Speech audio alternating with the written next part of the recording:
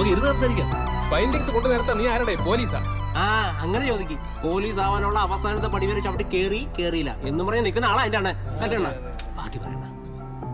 എല്ലാ ടെസ്റ്റും പാസ്സായിട്ടും വയറിച്ചിരി കൂടുതലാന്ന് പറഞ്ഞ സാറേ എന്നെ പോലെ റിജക്ട് ചെയ്തു.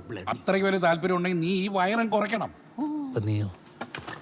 എന്റെ പൊന്ന് സാറേ, ഒരു ശരാശരി മനുഷ്യൻ ജീവിക്കാൻ സാധ്യതയുള്ള 70 വർഷത്തിൽ ആദ്യത്തെ 20 വർഷം പാല് കുടി, ചോറ് കഴി, മുട്ട കഴി എന്നൊക്കെ പറഞ്ഞ് നാടും നാട്ടുകാരും വീട്ടുകാരും ചേർന്ന് നമുക്കൊരു ഫിഗർ ഉണ്ടാക്കി തരും.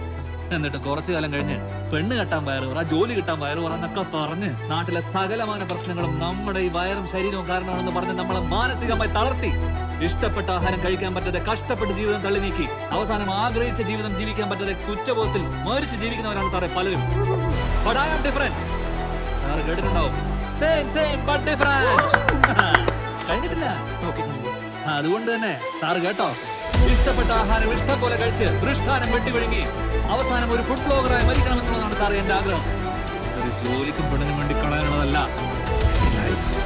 Because it's my life, my rules and my career and I love it.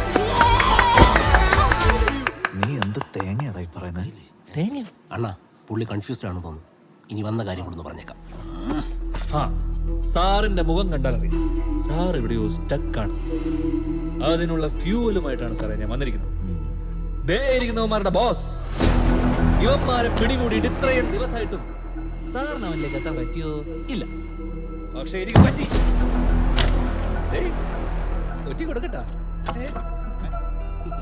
സാറേ, അവര് ആദ്യമായിട്ടല്ല ചെയ്യുന്നത്. He is a professional kidnapper. Just trust me.